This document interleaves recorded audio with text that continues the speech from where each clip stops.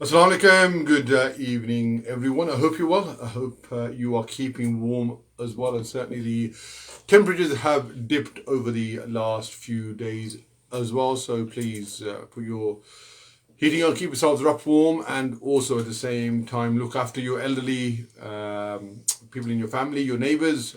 We all have a duty Sugar to in your tea? look after each other as well. So please do that. And today we are going to, no doubt, as you can imagine, still talk about the topical issue, even though there has been a temporary ceasefire, and I don't think any humanitarian is satisfied until we have a long-term, sustainable and unconditional ceasefire as well. It is very sad times that we are now seeing that people who are calling out for peace, people that are on the right side of history, they're the ones that are being labelled as people going on hate marches, people are being labelled anti-Semitic, people are having their freedom of expression, freedom of speech curtailed, and we are living in democracy, and it seems as though that as and when individuals in power or a bit of a following on social media, they seem to be dictating what is freedom of expression, freedom of speech when it suits them, and when it doesn't suit them, they certainly then draw the line to another position, i.e., moving the goalpost as well. And unfortunately, what maybe cynical good old me, when someone of a brown skin, someone who may be of a different faith may say something, all of a sudden then freedom of speech is certainly curtailed. And what you may be thinking, what is Mr. Ali referring to, or what is he going on about today? Then I am referring to the clip that was sent viral over the weekend, where a young activist that has been very prominent when it comes to the bombing and the killings of Palestinians over the last 6-7 weeks. It is 15,000 and plus that have been killed and massacred, and he was confronted by the police. And I'm not going to give you any more. I'm now going to introduce Mr. Abdul Rahman, who is now here in the studios of Radio Aapki Awaaz for a second time. And I'm going to hand over. So a warm welcome to you once again, Mr. Brother Abdul Rahman. And this time round, it's unfortunate that we are meeting, because it wasn't planned until I think this morning actually. But I wanted everyone to be reassured, but also at the same time to be informed of what actually happened. So if you can, in your own words, just give us a bit of a background and context about what happened. And before you do that, I just want to say that Mr. Abdul Rahman has been very busy with regards to organising, but also attending protests, both locally, here regionally, but also nationally as well. So this is not something that he was there for the first time on Sunday. But over to yourself. Alhamdulillah, Jazakallah khair for having me today here on the radio station. Alhamdulillah, look, this is it's a big opportunity and a big responsibility upon the whole community, not just one individual. And we're seeing many people come from Alam Rock, from Small Heath, from Spark Brook, even Solihull as well, come forward and stand up for this issue in Palestine. So it isn't something that we should do individually. It's something that collectively we all come together as a community to try and help out. And alhamdulillah, I've been trying my best to go out there, protest, and raise a voice as well, and support the organisers who are involved as well. Not only within the city centre, but also around Birmingham. Alhamdulillah, all the organisers have done well to be able to keep it safe and to be able to ensure that everyone is able to express their freedom of speech rightfully and lawfully. Before I mention that, just to give a little bit of credit to the West Midlands Police, over the past 3-4 weeks that we have been going out protesting, they have been cooperating well with many of the organisers involved as well, ensuring that everyone is safe, and also allowing them to protest peacefully, and almost allowing them to run the show, allowing organisers to take control, and almost give them that sort of support and guidance. So What's that? we have got to give them that where credit is due, that over the past few weeks they have been really cooperative in ensuring that the community is safe. Unfortunately, now looking back to recent events on the Sunday where protesters gathered together in the Birmingham city centre, marching all the way from Barclays to where the council house is in Birmingham city centre. Now, as everyone was walking together, we did hear a few remarks from a few police officers, a few members of the public come together and say, look, really and truly, calling for a free Palestine, we should agree that there should be a two-state solution, and we should agree that the Israelis should be able to live in their land as well. So that was sort of brushed under the carpet. Everyone continued to protest as usual. And suddenly, as we're marching, a few police officers pull myself to the side, pull a few brothers to the side. And we think it's just a normal chat, just to speak about the route. And obviously, as we mentioned, they've been cooperating really well over the past few weeks. So we thought maybe they're just going to have a general conversation, see why we're coming out, ensuring that everyone is safe. But we were quite held back when an officer turned to us and said that if we notice or if we hear anyone chanting a certain slogan from the river to the sea, it will result in arrests being made. And if we see you holding a mic or seeing you holding a megaphone, we will have to arrest you as well. So at that point, there's many young individuals in the crowd who don't know their rights, who don't understand whether it's a legal issue, who don't understand that what they're chanting, is it legal, is it allowed, could it potentially lead them to get arrested. So as you can see in the video, there's a lot of uncertainty there. For me, explain to the police officer that, look, is it something that is illegal? If it's not illegal, why is it that we're being stopped? Why is it that certain individuals are being pulled away from the crowd? So as the conversation goes on between the police officer and myself, a few of the team, the organisers, come round to show a little bit of support. We had legal advisors present there as well on the day. So the legal advisors did clarify that, look, there was nothing illegal that has been said. The police officer then turned around and said that, look, we have received complaints that this is anti-Semitic and there's a lot of people who feel threatened regarding this. So we questioned it and we did say that, look, there's thousands of people here. No one here has come and complained to us. No one here has kicked up a fuss. So we want to know, where has this come from? Eventually, the police officer did agree that it isn't illegal, the chants which were being made, and it isn't anything that goes against the law, the slogans which were being chanted from the river to the sea. So we said, look, why are we having this conversation? Yes. So in the end, we sort of moved away from the topic, moved away from the police officers. Everything was peaceful. No one was threatening the police officers. No one was aggressive with the police officers. We simply wanted to know, what was the issue? Why is it that we were bullied into a system or bullied into policies that aren't even lawful? It's not something that has been declared as illegal either. So it was something that was questioned, and in the heat of the moment as well, there was a few people who were raising their voices a little bit, asking, why is it that we're being pulled up? Why is it that there's many young people who are being pulled away by police officers? Many families and women who are also coming to the organisers saying police officers are coming up to us and approaching us and saying, if we continue to chant, we will be arrested.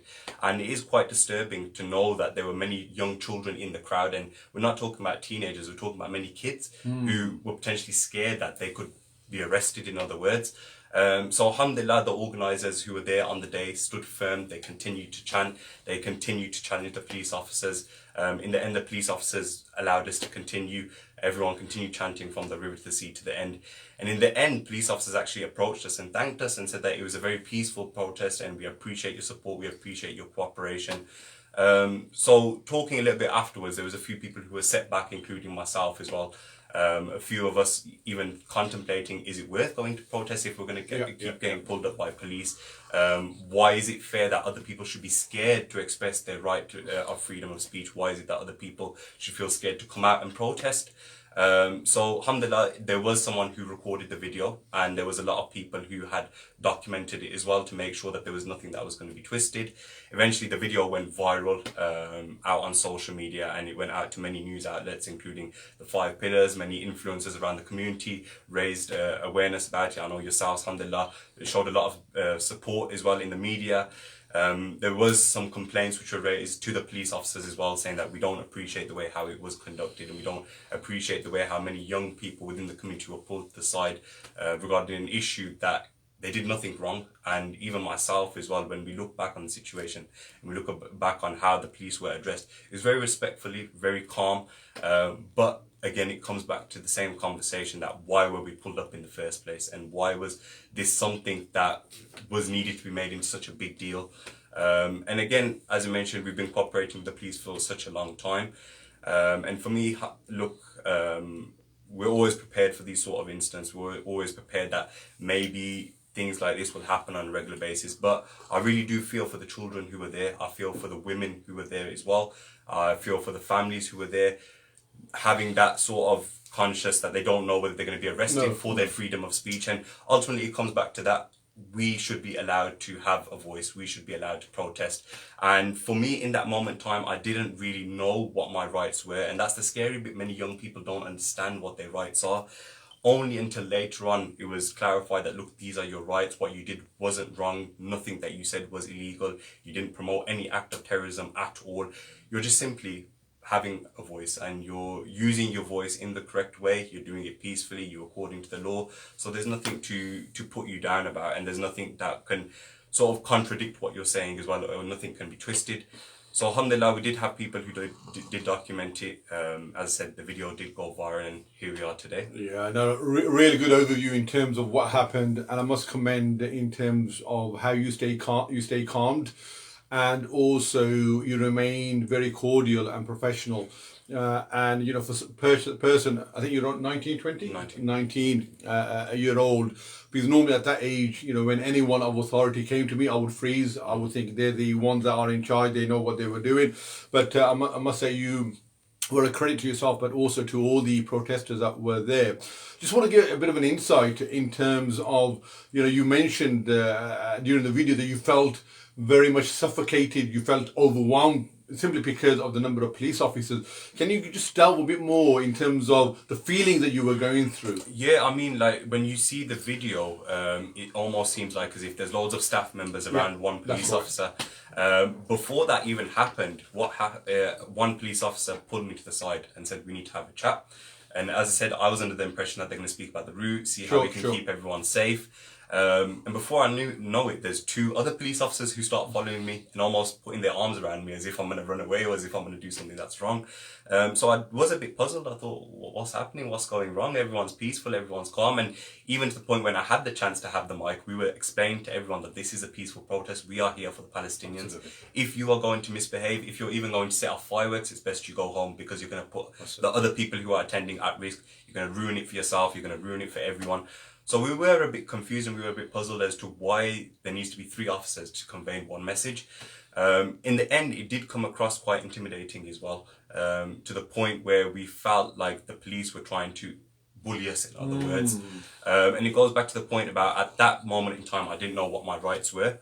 And after speaking to a few professionals, after speaking to a few lawyers, a few legal advisors, it was actually made clear that we do have our rights. And as protesters, the 3 rights which we, in this case, and using... We're going to come to that if I can. Did you at that point think that you were actually going to be arrested if you didn't challenge back, or if you weren't able to sort of eloquently explain that I haven't said anything wrong, this is not illegal? Is it illegal? Did you actually think that you were going to be handcuffed and taken to one of those riot vans? The way how I've been raised and the way how my family's raised me is we stand up against injustice, we stand up against oppression, even if it's against ourselves, even if it's against our own family, our own relatives. So in this scenario, I thought, look, we've done nothing that's wrong. I've done nothing that's illegal. Even if I was to be arrested on that case, we've got so many witnesses around who can vouch for me. We've got legal advisors who are there documenting everything. So it was in the back of my head. And at that point, I had my wife who was present. I had my child, who's 3 months old, present as well. I had my mother who was there in the crowd. So I was contemplating and thinking, you know what, could this affect my whole family? Could this affect everyone? But when you know you're not doing anything wrong, and if you step back, this is where police can sort of overstep the barriers and they can take advantage. So in that moment of time, as my family's raised me to stand up against oppression, stand up against injustice, I thought, look, if it means that we have to get arrested, if it means that we have to get detained, we're going to stand up, because if we don't step up and we don't stand up for the community, eventually, I mean, we look back at previous conversations where the Palestinian flag was going to get banned. Marches were described as hate marches. And obviously, you look at this slogan, from the river to the sea, if that gets banned as well, what's next? Potentially coming out and even speaking about Palestine altogether. And we're seeing that's happening in the media quite a lot, where TikTok influencers are being shadow banned, Instagram influencers are being shadow banned, people in the media are being shut off straight away as soon as they talk about issues in Palestine.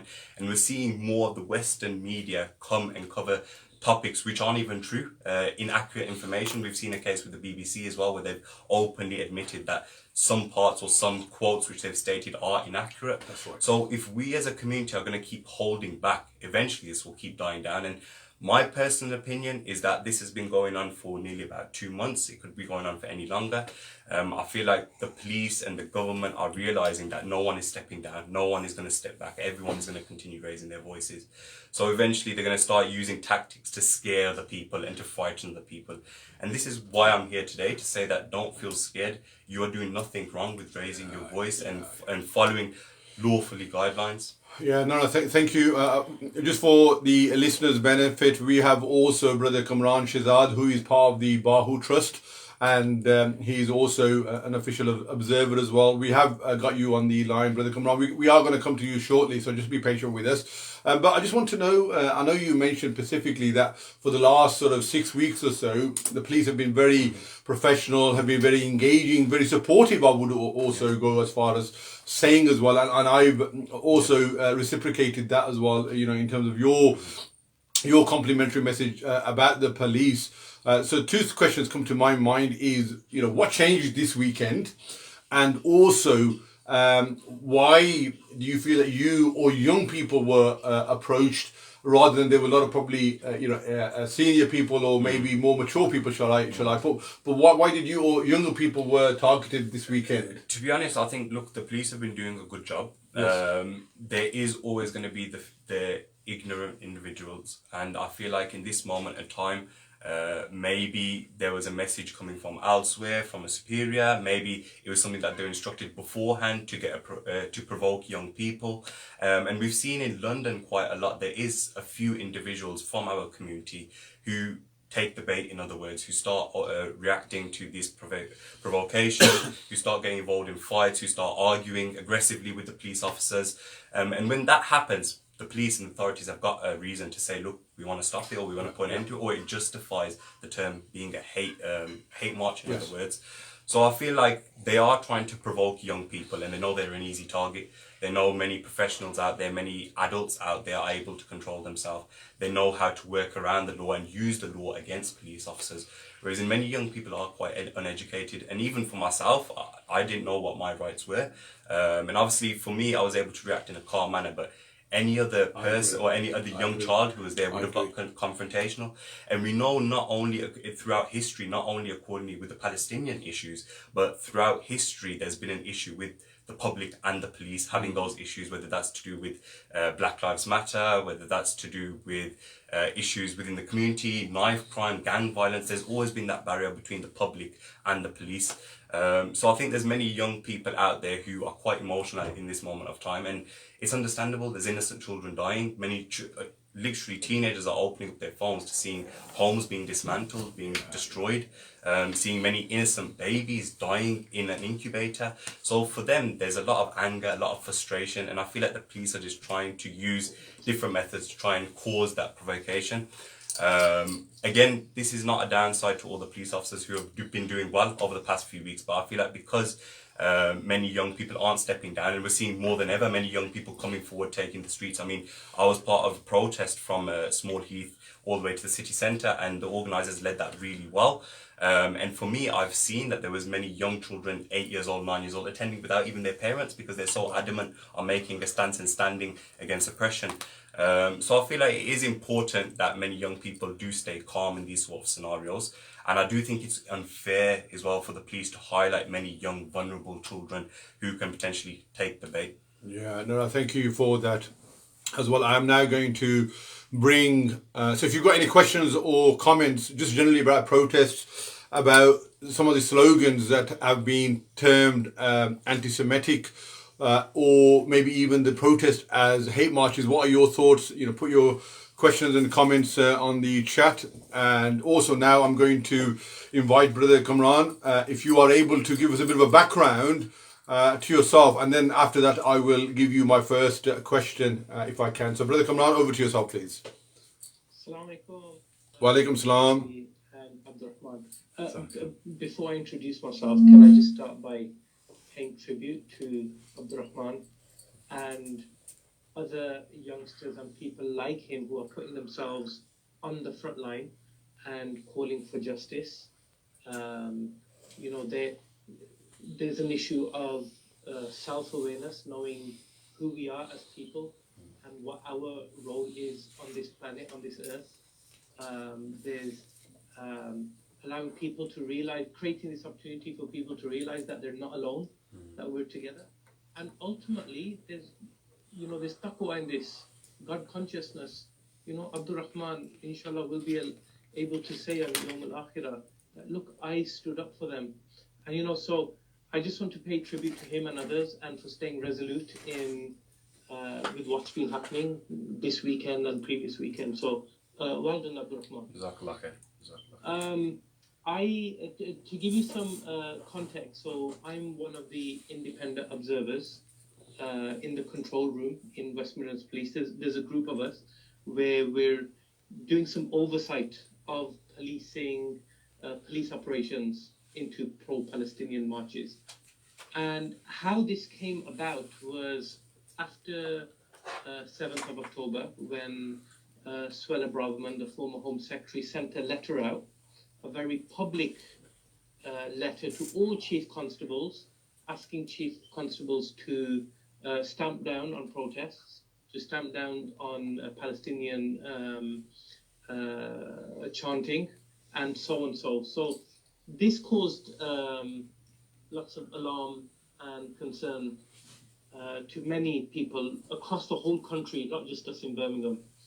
So we immediately, a group of us, including a group of masajid in Birmingham and community organisers and leaders, jointly we wrote to the police and Birmingham City Council, and we made a number of demands. One demand was that we have a meeting with the Chief Constable of West Midlands Police, because we want to know how the Chief Constable is acting on this letter. Sure. Should we as a Muslim community now worry? Do we have to be prepared for this? We requested weekly meetings, because if you remember, Mr. Ali, the mosques worked very well together during COVID. Yes. Because we had weekly meetings with Dr. Justin Varney, and that That's allowed right. us to share information back and forward. So that was a good model for us. And number 3, that we have some oversight of policing.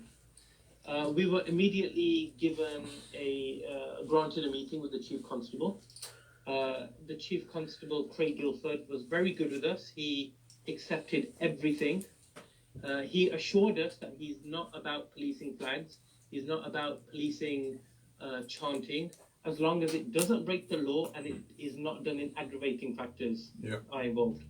And in fact, he made an offer that if you want, you can also observe in the control room whilst the protests are happening. So that's been happening. We've been doing that every time there's a protest. We've also been having weekly meetings in which Prevent, you know, the dreaded Prevent, the toxic brand. So where they've also been very proactive in ensuring that just because a child or somebody says something in school, then they've been working with the schools in order to create safe spaces rather than be referred to Prevent. So there's been some positive work going on. But I'm quite disturbed about what's happened this weekend. That leads to my first question, Brother Kamran. I'm going to go straight into it. So what happened prior to this protest? Was there, as far as you are aware, were there any instructions that differed this weekend compared to the previous weekend? Why did this incident happen? 6-7 weeks of protesting. Why now? That's my concern or question. I suppose the first answer to that is I don't know right now. Okay. But one thing we can say that policing, whether it's here in West Midlands Police or within the Metropolitan Police, has been sensitive to pro-Palestinian marchers. Agreed. But that is also largely down to the protesters and how well they've behaved. Well said. You know, they've done everything that's been asked of them. They've kept the peace, and you know, so in that way, there's no criticism of the protesters. During our observations, we've clearly heard the silver commanders who are running the policing operations explain to us that we're not here to do public order policing. We're here to facilitate peaceful protests.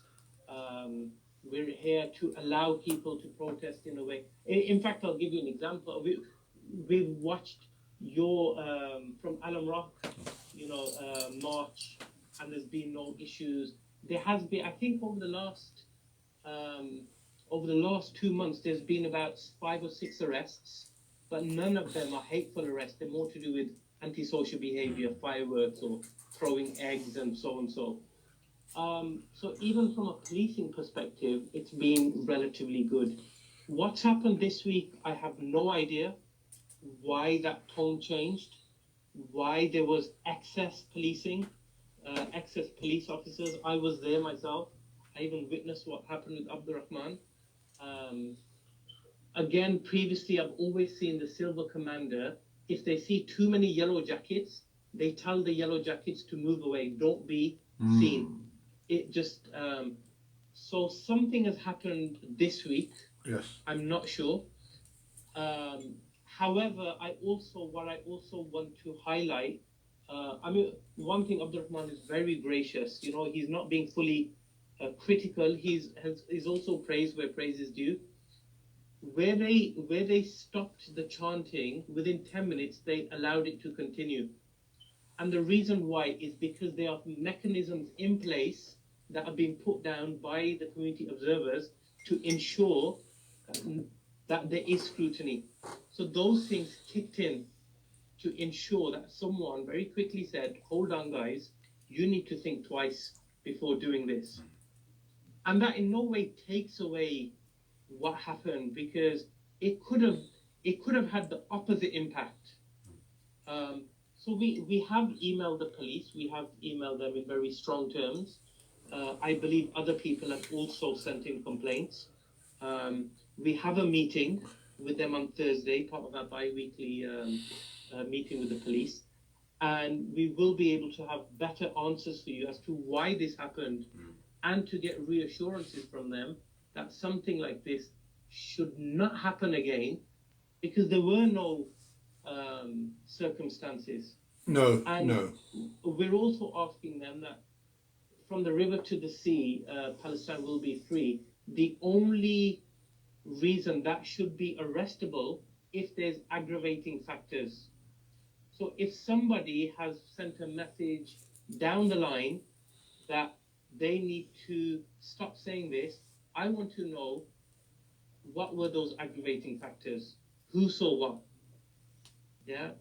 And I'm not quite sure whether, me being there, I didn't see that. I would even challenge you further on that, Brother Kamran. I would say that, I would go further as to say, is it under any circumstances from saying that? Because when I chant that, and I have done, no way do I deem it anti-Semitic, no way do I see it directed to any Jews whatsoever. It is simply to ask the international community that the Palestinians, both in West Bank and in Gaza, that they are released free from the siege that they are under, which is being described by the UN as an open air prison camp or a concentration camp.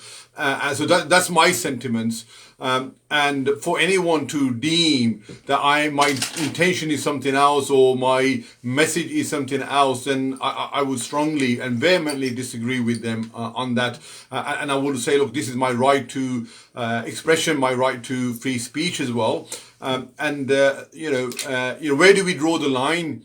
Where do we say, what is my freedom of speech before we put someone else's sentiments and their offense on top of my right to free speech? And we know, as Brother Abdurrahman said, that Lord Aleem, who was at a boxing or a UFC match, when he wore a shirt with a Palestinian, he was asked to leave and vacate the premises. And I firmly believe, Brother Kamran, that if Abdurrahman didn't push back or didn't challenge what the officer was saying, they would have potentially charged, arrested, or even asked other people to do the same. But luckily he stood his ground. He sort of knew that this wasn't right. From there, the police, with obviously the consultation of the independent observers as well, they realize that we are pushing our luck here to make this charge stick. And I hope that in your bi-weekly meeting that you convey the message of the community here, who by and large are very upset with how the young people were treated. And like you said, I echo your sentiments. If they had reacted differently, the police wouldn't have got the blame. The Palestinian cause and the protesters would have said that these guys have kicked off and these guys were the incendiarily the cause of the protest. 100%, and I agree with you on everything you've said. And see the issue with the from the Palestinian to the sea is subjective to different people. To me and you, we have that same view. Yes, yeah? yes. And we don't back away from that. To a different party, i.e. the pro-Israeli supporters, they will say, no, it means the opposite. So I'm playing devil's advocate. Sure. So they will say, no, what it actually means is it means wiping Israel off the map. Yes. Yeah, which we know is not true. None of us say in that. No. So although it's not illegal, if you were, so what the police, when they say in aggravating factors, it means if you're chanting it outside a synagogue, Sure. then that would be aggravating factor. If you're going through a Jewish area chanting, then that would be. But those aggravating factors are not here whatsoever. No. They are No. And then what's legal is different to what may be distasteful. Yes. And the other thing to look at, for most police officers, they've never heard of this chant up until this crisis. That's right. So it's about going through a period of educating. And you said something in the beginning when you started saying, you're here in unfortunate circumstances to Abdurrahman. And I was thinking, actually, no, it's fortunate he's here because this gives us an opportunity to educate people. And whatever's happened, we have no choice but to turn this into a learning lesson, especially for the police. We can't see this happen again. Yeah. No, I fully echo what you said, but my only comeback to you, Brother Kamran, is I know 2-3 weeks ago when Suella Braverman was the Home Secretary, she had strongly advised, including the Prime Minister, to the Met Chief Inspector, Mr. Mark Rowley, to look at banning the protests in London.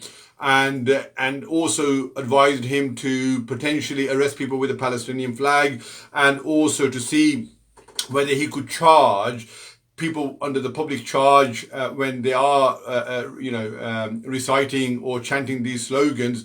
And he clearly said that he doesn't see this as anti-Semitic. He doesn't see that these slogans are breaching any kind of law. That if you want them to be deemed illegal, then we need new laws, we need new powers. But under the current powers, we can't. And that was 3 weeks ago. And there was a line drawn. So that's why I'm a bit, I won't say skeptical, but I'm just a bit apprehensive to say, look, 3 weeks later, I'm sure Mr. Craig Guilford and the officers here in Birmingham must have realised that, look, and after 6 weeks of these chants, we hold our regular one here in Alum Rock in full view of the officers, and he's been very peaceful, very cordial, and also we have a lot of Jewish people. Yeah. We have a lot of people from different faiths and backgrounds and non-faith joining our protest as well, and we've had no complaints at all. So I personally think that this was something that may have been ill-informed by the officer, but certainly I do want to get you to clarify in your bi-weekly meeting, were there any separate instructions to this? Because I think this has now, certainly brought the local Birmingham police into disrepute, and as Mr. Abdul Rahman said as well. Certainly, if anything, I think there's been a further widening of the gap in terms of the trust and that excellent engagement that we've had over the 6 weeks, because we know whenever there's a uniformed police officer around, it just heightens everything. People are on edge. People think that they come to arrest or to warn, and and I think that this weekend for me has just put everyone on tenterhooks again. And I think just to touch upon that, sorry to interrupt. As you mentioned, I've been witness to many Jewish rabbis come forward and speak and say that we stand with the Palestinians, and also voicing their opinion. And we've also spoken to them and said that, look, this isn't a Jewish issue. We don't have an issue with Jews. The problem that we see is the illegal occupation in Palestine with the IDF. So this isn't a Jewish issue, and I'm sure all the Jews around the world are quite aware of that they're more than welcome to attend the Palestinian protest. We've seen rabbis in Manchester, in Birmingham, in London. So I think that's the first thing. And the second thing, what you said about trust is very important, because it's very easy to say that, look, credit's due to the police, and I'll be the first to say that, look, anytime you mentioned the firework issue, and Brother Kamran's kindly mentioned as well that, look, over the past few weeks it's been peaceful, only 5 arrests have been made. Me, myself, have even spoken to the organisers and said, anyone who you see putting the public in danger, send them home straight away. Yeah. And for me, myself, I've seen people who've set off fireworks right in front of my wife, right in front of my family. We've grabbed them and said, you don't represent us, go home, you don't need to come with us, simply because we understand that there is a law which we need to abide by, and we want to cooperate with the police, and we want to make sure everyone is okay and everyone is safe. But at the same time, when we feel like there is pressure being involved by the police and the police are trying to enforce something that isn't lawful, then I think that's where the issue is. And no matter how much trust has been built up over the past 5 weeks, it goes by the saying that it takes a long time to build trust, but it's very quick to break it, and it's very quick to lose that trust. So even though we've built that trust over the past 5-6 weeks, it's been very quick to break it. And we've seen, not only in Birmingham, just to mention, in London as well, where it was broadcast on the news, where police officers were instructed to hand out leaflets saying that if you chant these slogans, you'll end up in our cells, and handing out leaflets about Palestinian protests and stuff to avoid.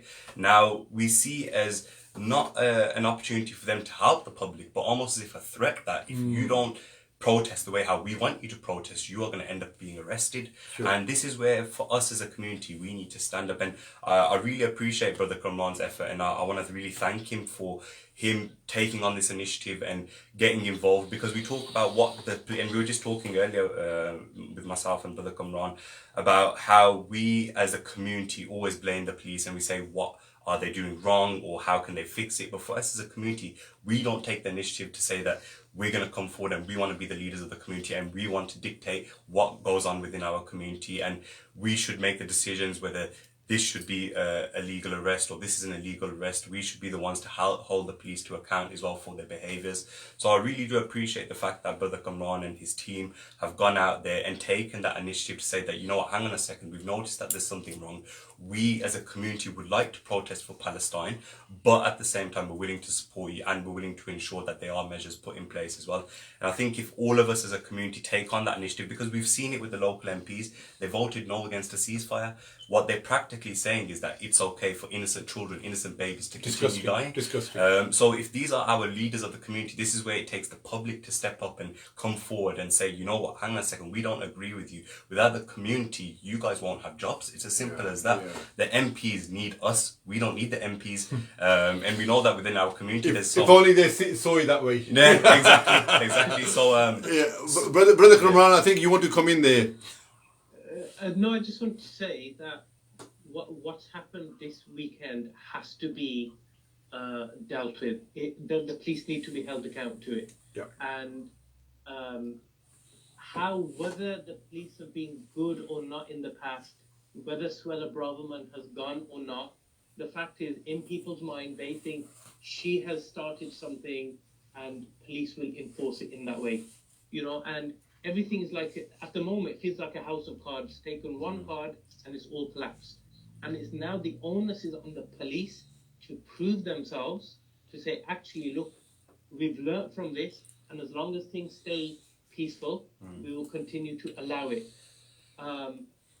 We will, trust me, our next meeting, scrutiny meeting, is going to be quite tough in the sense that why on earth did this happen? There was no need for it to happen. There was no need for it to go down this route. Where on earth? Because ultimately there have to be learning lessons. And I suppose what I will try to do is come back to you next week to say, this is what their response is. Can I go one step further? And I don't know whether it's appropriate. I will take your lead on this.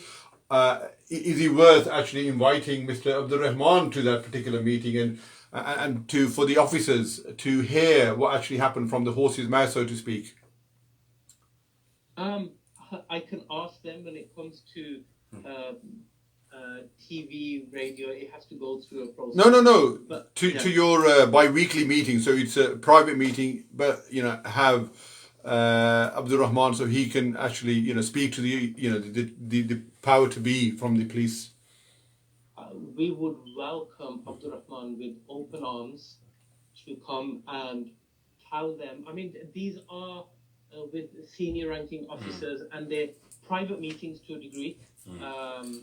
Very senior. Yeah, more than welcome if he wants to come to I think so. talk about his experience. I think so. And how he felt. We would love that. We need a young voice, but only if he feels comfortable in doing that. Because we also appreciate, Abdul Rahman's in various different. Sure. We'll leave it to his discretion. I think it's important, as you mentioned, that look, for me, I'm just one element of the community, and as soon as the video went out, for me, I didn't think that look, my face is going to be plastered everywhere. The only thing we want is free Palestine. In other words, we want our brothers and sisters to be safe. So it doesn't only, and it goes back to saying that look, if you want change, it doesn't necessarily always have to be in a group either. It should be individually. So I feel like, look, I'm one element of the community, and if the community all steps up individually and starts taking responsibility and saying that, look, this is what's happened, this has gone wrong. It doesn't matter about the individual who was involved, but we want to make a change. So I think, alhamdulillah, it's good that Brother Kamran has arranged this, and inshallah, the officials and the senior people who are involved, we hope it does get taken seriously as well. But I do feel like, as a community, we collectively all need to come and raise awareness. For me, it was just one experience, but there's many other people who might go through the same thing. They just might not have the option or the chance for it to be broadcasted everywhere. Maybe they've reacted and they've taken the bait and they've got nothing to put out there to defend themselves. So I think it's very important that as a community, we all step up together and we take this as a team effort, and we know that whatever we can do to make change, we're all in it for the same cause. We want our brothers and sisters to be safe. We want to put an end to the Israeli illegal occupation. We want to ensure that our families, our children in Gaza are safe. And I mean, it's horrific, the images which we're seeing at the moment. The fact that young children from the ages of 12 are able to open up their phones in the morning and see children's limbs chopped off, seeing families buried under the rubble. This is a reality, and our children are becoming desensitized to this. And it's upsetting, in other words, because yes, we want to raise awareness, yes, we want to show what's going on the ground, but at the moment it's just become normal to many people as well. They're just like, you know what, this is expected, this is what's happened. And what we don't want for our younger generation to think that, you know what, this is the norm, because it's not normal. It's barbaric what's happening, and it is wrong, it's oppression, it is a genocide. And no matter how much people try to cover it and talk about October the 7th, this has been going on for 70, 75 years. And I think this is what many people are forgetting. It goes past October the 7th. And I mean, there was a politician or an influencer who put it really well and said, yes, there's October 7th. What happened to October the 8th, October the 9th, 10th? This is something that's been going on for quite a long time. And just because it's coming out now in the news, and more than ever for me, I've been attending protests from the age of 5 to 6. As I said, my dad in particular has encouraged me to stand up against oppression and injustice, even if it's amongst people within our own community. So for me, I've been going to these protests from a very young age, and the fact that over the years I haven't seen any change, I haven't seen any progression, but now more than ever we're seeing many young people come forward, we're seeing many people stand up, and I think that's because people are openly saying we stand with Israel. And we're seeing also the restrictions not only within the community but also in football matches. For For example, when the Ukraine issue happened with Russia, we've seen there was charity football matches to do with Ukraine. There was people who were allowed to carry the Ukrainian flag. Now we're seeing, for example, like you mentioned, Lord Alim not even allowed to wear a Free Palestine shirt. We're seeing people, for example, who are going into football matches holding the Palestinian flags, being asked to remove it and take it down. So there's that constant double standards in the media. There's that constant double standards with many influencers who are also coming out and saying we stand with Israel. So I feel like more than ever, this is a time where everyone is standing up. And it's more than just the land. And I think this is where people get it mistaken. It's more than just the Palestinian land. What we are fighting for, the objective is to help our brothers and sisters who are suffering, who have no medical resources, who have no food that comes into their houses, water, a basic necessity which we have. They're being prevented. I mean, I'm not sure how accurate this is, but I'm even seeing an article that says the Israeli occupation even control the amount of rain that comes into Palestine. So to even hear, even if it's not true, but to hear that these are the sort of conversations we're having coming up to 2024, it is quite ridiculous, and it's shameful to know that whatever's happening now, we're talking about it in this moment in time. Yeah, I think he has captivated a lot of people who have never gone to a protest before, who have never seen the injustice to this scale before, to come raise their voices, to write emails, to share stuff on social media. And what I'm now going to, so I'll leave it between yourself and Brother Kamran to decide whether you're comfortable or whether it's appropriate for you to join that particular meeting. But Brother Kamran, just general advice. I know you're a senior person of our community here in Birmingham. You commended in terms of there's only been about half a dozen or so protests, and they're generally for antisocial behaviour rather than particularly to do with these protests.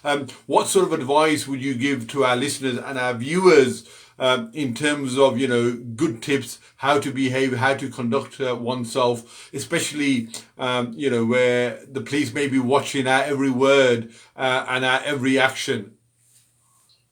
To be honest, I don't feel I need to give any tips because everybody is kind of behaving. If I was to say something from what I have seen generally, try not to chant too many Arabic chants.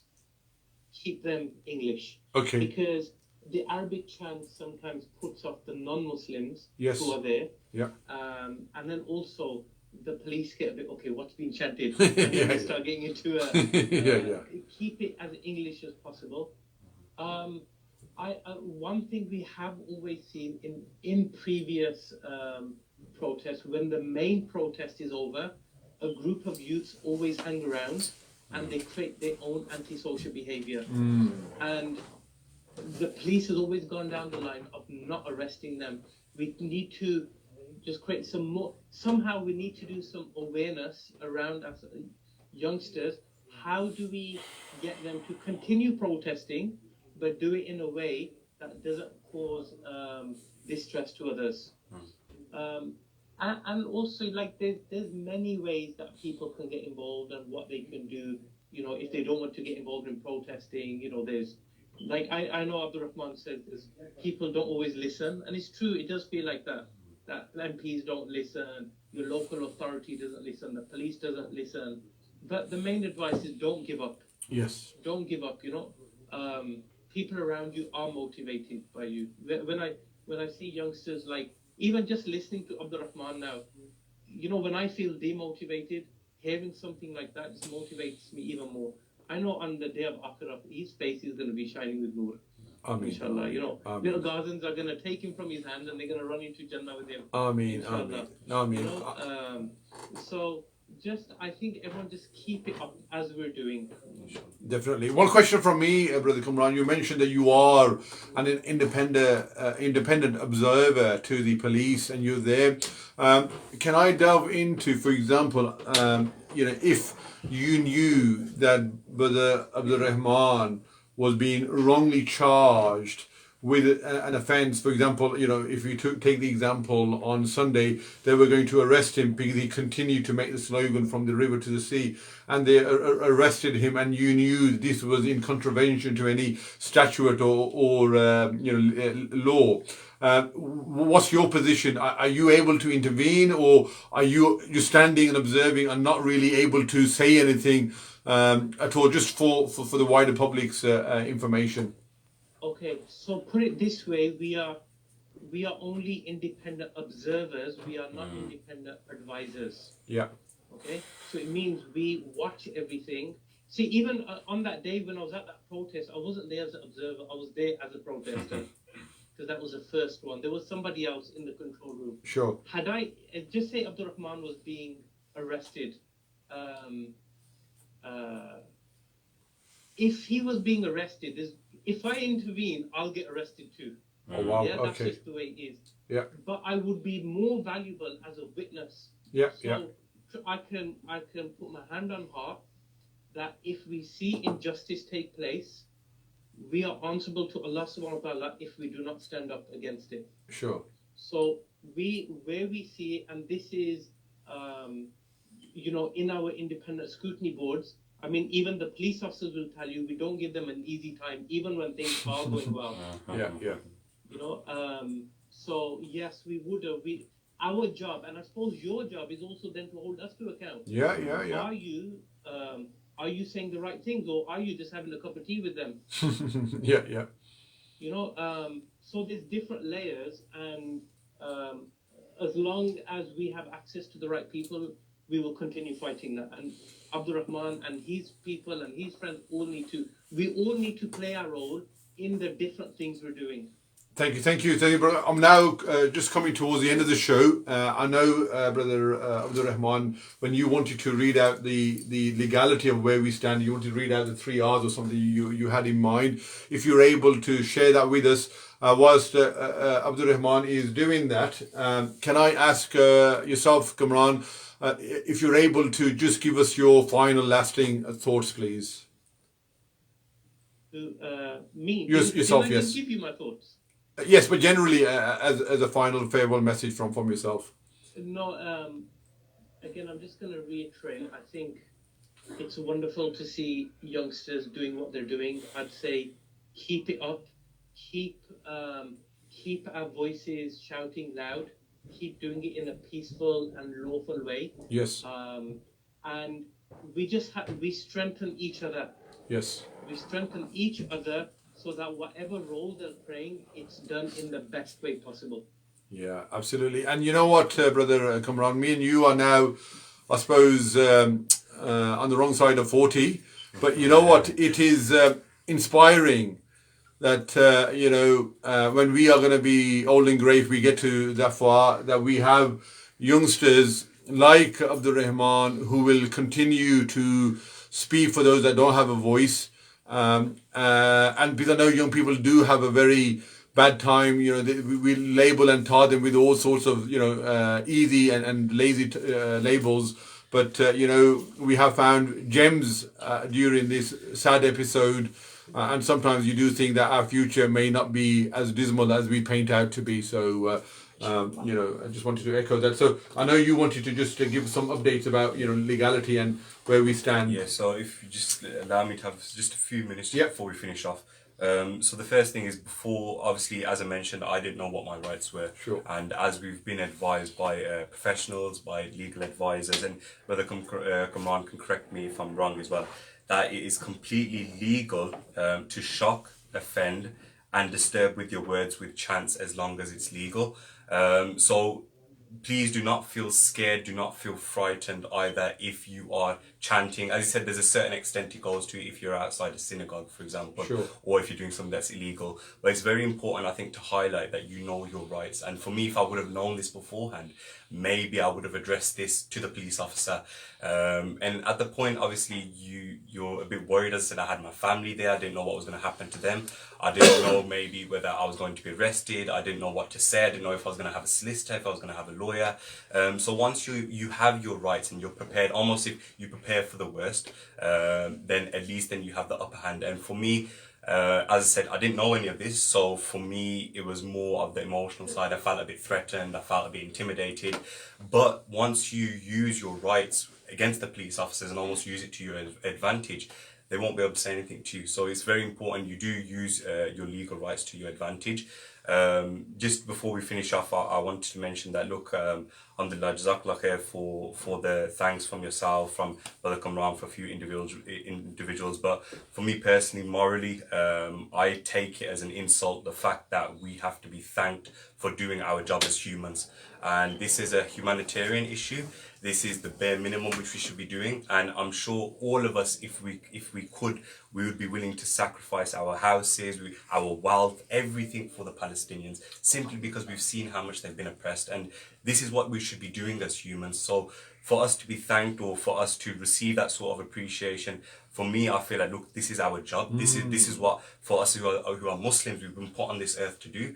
To stand up against oppression, stand up against injustice, and to ensure that even if it's with our own people, we make a stand for it. So I think for everyone listening, it is important that, look, it's our job as humans, as Muslims first and foremost, for those who are Muslims who are listening, and to ensure that, you know what, these are our relatives, these are our family members in Gaza, in Palestine, and we've seen a lot of quotes going out on social media that, look, not our country, not our issue. And we've seen a lot of this in particular from the far right, but actually we are all one ummah, and we know, according to the teachings of the Prophet Muhammad ﷺ, that if one bit of it hurt, if one bit of the ummah hurts, if one bit of the ummah cries, if we should all feel that same pain. And how many of us are genuinely crying ourselves to sleep at night because we know what our Palestinian brothers and sisters are going through? How many of us are waking up in the morning in a mood, or generally feeling upset because we know that our brothers and sisters haven't had anything to eat in the morning? So I think it is very important that we do ensure that we have our responsibility as humans first and foremost. This is a humanitarian issue. And just to sort of finish off with, I know Brother Kamran mentioned about Arabic chants, and I do agree with some of it, but as for those Muslims in particular, because I know this is an issue that many young people have addressed and have mentioned, that as Muslims, our responsibility and our first and foremost, what we should do is, when there is a calamity, we turn to Allah and we turn to our Lord. And we should always remember Allah's name. So for those chants, for example, Takbir, Allahu Akbar, this isn't making it into a religious issue. This is just something that us Muslims we do. And this is something that when we feel like there is a calamity, we turn to Allah and we ask Allah for help. So for many young children, or the young audience who are listening to this, please do not forget your principles and your morals as a Muslim, because it's very important, first and foremost, before we go protesting, before we do anything, remember that the only way we can be granted victory is through Allah, through God. And again, that's not making this into a religious issue. This is just putting a message out, because I know that this is something that young people have addressed and have mentioned, and they do feel uncomfortable in some aspects. They even feel like they're terrorists for chanting Takbir, Allahu Akbar, and we know that this is part and parcel of the Muslim faith. So inshallah, that shouldn't be sort of stamped out, and neither should that be neglected as well. For us as Muslims, we should remember our faith. But at the same time, I do agree there are some chants which are in Arabic and can be quite alarming, and it can be quite confusing for the non-Muslims out there as well.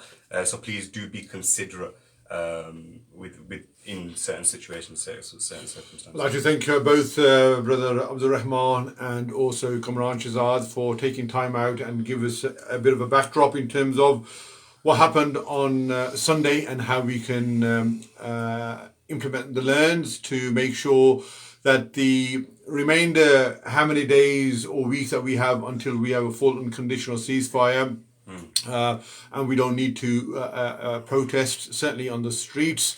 But to those that are watching, that are listening, please continue to go out there. As Kamran said, you have done a commendable job. You have been a testament in terms of how to behave, how to get your voices heard, and long may that continue. And to have only half a dozen or so arrests in 6 or 7 weeks of protests here in Birmingham, I think you are doing the destitute people over in Gaza proud, and long may that continue, because when we are here, we are in one way ambassadors for the people of Palestine, and long way.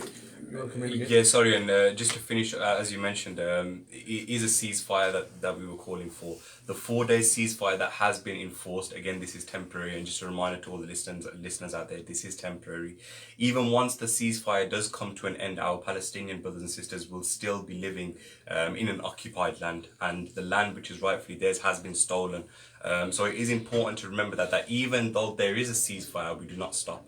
We continue raising our voices. We continue peacefully and lawfully protesting to ensure that our Palestinian brothers and sisters are given justice and given their rights which they deserve. Thank you.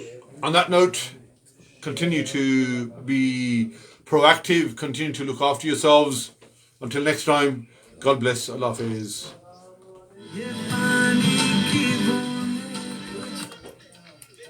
Brother Kamran, thank you so much.